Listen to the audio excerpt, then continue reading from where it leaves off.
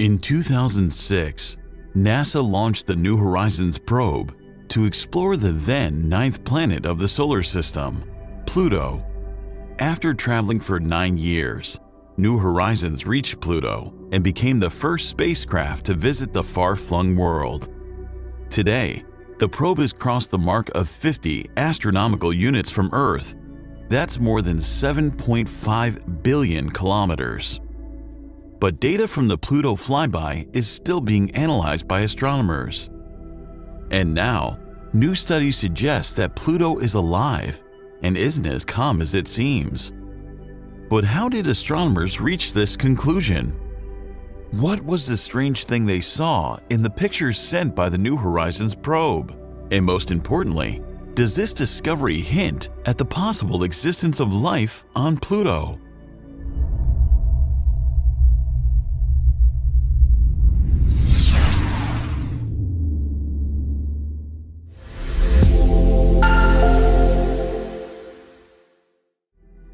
Pluto is an icy world with a heart of frozen nitrogen and carbon monoxide ices. It was the first object ever discovered in the Kuiper Belt and is still the largest known body in that region. However, beginning in the 1990s, when several objects of comparative sizes were discovered in the Kuiper Belt, Pluto's planetary status started being questioned. And in 2006, the International Astronomical Union reclassified Pluto as a dwarf planet. But that didn't make it any less of a target to be explored by humankind. The New Horizons pictures have revealed something completely astonishing and unexpected that has never been seen on any other planet in the solar system.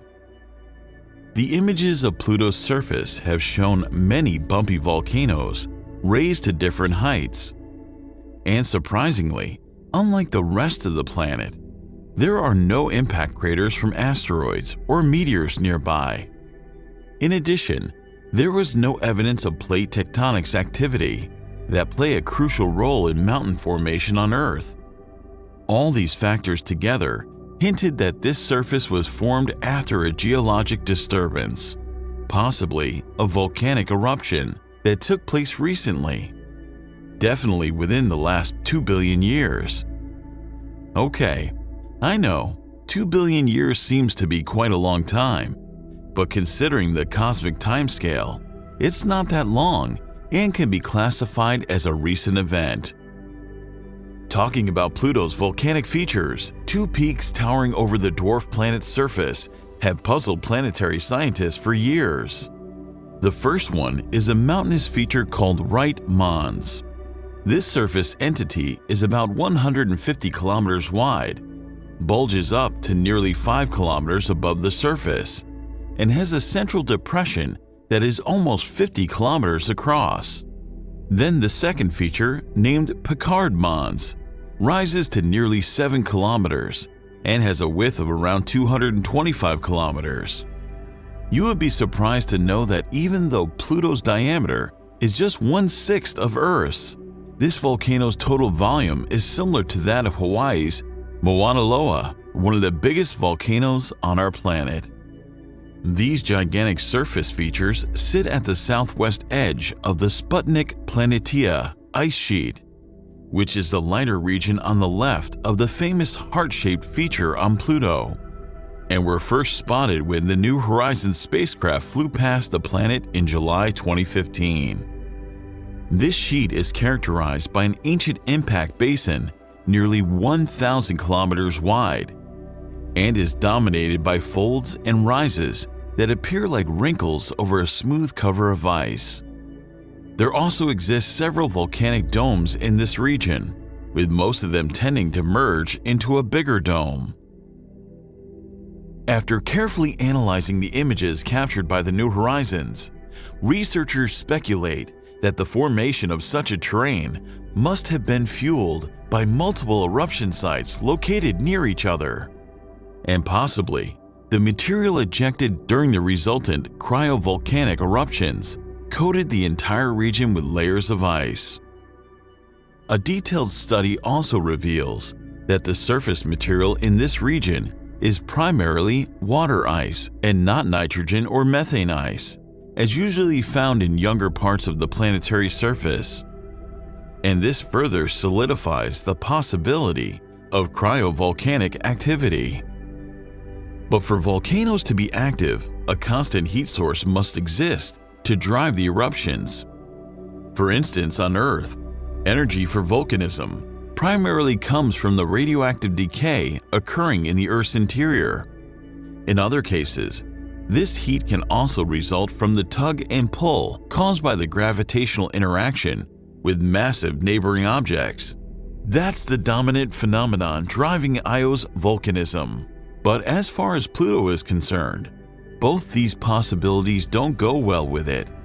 Neither the planet's neighbors are strong enough to generate sufficient tidal and gravitational forces to warm its interior, nor the amount of rocky material present inside Pluto's core is enough to generate heat from radioactivity.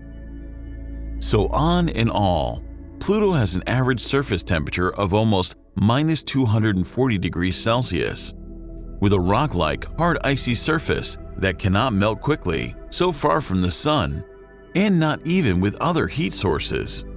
So where does this heat come from?